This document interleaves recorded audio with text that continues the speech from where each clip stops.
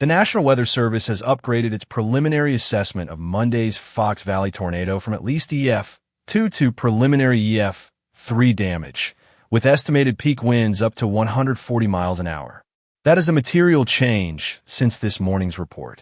This is no spins, just news for July 28th. The tornado struck northeastern Wisconsin on Monday, July 27th. The National Weather Service says its survey places the preliminary start about 2 miles west-northwest of Appleton, then tracks the damage south through Fox Crossing and Menasha toward Lake Winnebago. The agency says the tornado was on the ground for more than 20 minutes. The survey is still preliminary, so its rating, path details, and wind estimate can change as work continues. The key update is preliminary EF-3. The morning report used the Weather Service's earlier finding of at least EF-2 damage. The new survey lists preliminary EF-3 damage and estimated peak winds up to 140 miles an hour. EF ratings describe observed damage in a survey. They are not a current weather forecast, a dollar loss estimate, or a final account of every building affected. Associated Press reported Tuesday that there had been no reported deaths, that medical providers treated injured people, and that officials were still assessing the area. AP also reported more than 14,000 customers without power Tuesday afternoon.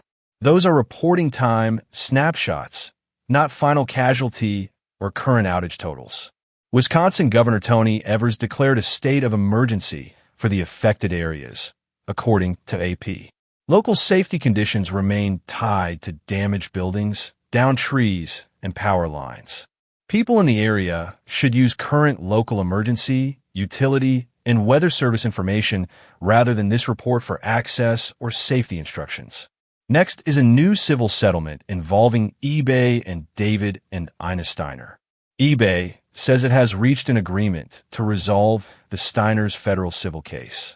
The company says the agreement includes $48.7 million in compensation and $7 million in charitable commitments. The reported settlement follows a years-long case connected to a campaign of harassment against the couple. The settlement is an agreement between the parties. It is not a new criminal sentence, and it is not a court finding assigning a new amount of damages. eBay's statement says the agreement resolves the litigation. Associated Press and CBS Boston independently reported the settlement terms. Any background allegations and responsibility beyond the stated settlement should be understood in the context of the earlier legal proceedings, not as new findings in today's agreement. The practical update is procedural. The civil case is being resolved through the reported settlement. The public terms reported today are compensation and charitable commitments. The available reports do not establish a new court ruling or a new criminal case. Finally, the Conference Board released its July Consumer Confidence Survey this morning. Its index was 90.8, down 1.4 points from a revised June reading of 92.2. The Present Situation Index was 114.9, down 3.6 points. The Expectations Index was 74.7, unchanged from June.